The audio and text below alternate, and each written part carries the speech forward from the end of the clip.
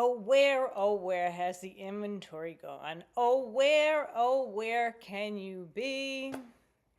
And no, you guessed it, I can't sing. However, I can see that there is very little inventory available here on Long Island. Let's take a peek at some of the numbers. I picked 3 random Long Island towns. First, New Hyde Park. There's 25 houses available, and this includes co-ops. Just as a note, just because we're seeing 25 properties on the multiple listing doesn't mean that they're fully available. Many times they have acceptable offers. They might have a half-signed contract. The process does take a little while before it's technically unavailable. But out of those 25, I guarantee there's a good percent that are really not available anymore. Then we have 25 on the market in Dix Hills. And last but not least, Farmingdale has 16 properties. How is this possible and why is it happening? I have been selling real estate since 1997. At that time, it was a seller's market, but there was a lot of inventory. I don't know why, but it just was. I could show 12 properties in a day, and yes, that was possible. And usually the buyers were wiped out by the end of the day. They usually got tied out before I did because they have no idea. That's kind of a big day. So it was common to have about probably 100 available properties at any given time in just about any area or any township. The highest point, I guess, of the inventory was probably around 2005, 2006. That was representing the peak of the housing bubble. So there was a ton of homes. Money was easy. You wanted to buy a home. You didn't need any money. You just needed a pulse. In fact, you could buy a home that was, you could probably get financing for about 104% of the loan, meaning that you can go with no money and come home with money. So that happened for a while until probably about 2008. That's when everything crashed.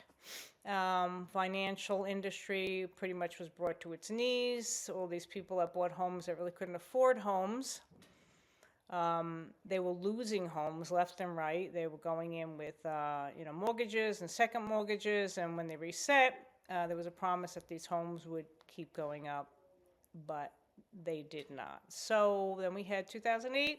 There was blood in the streets. People bought,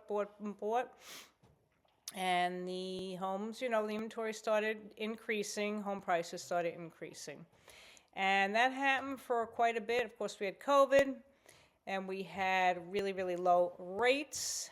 And then in 2022, the mortgage rates jumped up substantially. A lot of buyers stopped looking for homes, and sellers felt that, hey, look, you know what? I got a really low rate. Or maybe they had a lot of equity, and then maybe they were buying another home, but they were hesitating because the rates did jump. So things kind of came to a standstill for a bit. So what does this mean? I mean, right now there's no inventory. The rates are high. I think people are going to continue to buy, and I think they'll continue to sell. I don't know if there'll be a big influx of sellers. I don't have a crystal ball. I don't see things changing much, at least in the next short time. Who knows? Unless a whole bunch of sellers come to the market. Like I said, there's not going to be a drastic change in the inventory levels. Another log that's fueling the fire is millennials. And millennials are the major buying population. And they are at the age where they want homes, and there's tons and tons of millennials out there. The older people, like myself, aren't necessarily moving. We're not going to old age homes yet, and we're kind of maybe staying put. And why should we sell if we don't need to sell? Just because kids flew the nest doesn't mean we want to sell. So in this new environment with the new government and the tariffs and the deportation and customer confidence, It's definitely going to impact the market, but once again, who knows? So I truly believe that if you really want to buy, you are going to buy a home. And truly, if you want to sell, you will sell. So it really is important to have the proper agents, experienced agents, work with you and not work with agents who are suffering with hopium, and they're hoping that they're going to find your home, or they're hoping that you're going to sell your home, or whatever it is. Hope is not a home buying plan or a home selling plan. So you really need experienced agents who can help you navigate the market. And that's what we do. So any questions about what's happening, if you just want to chat about the market or anything, as long as it's real estate related, give us a call. And thank you for listening to my real estate rant.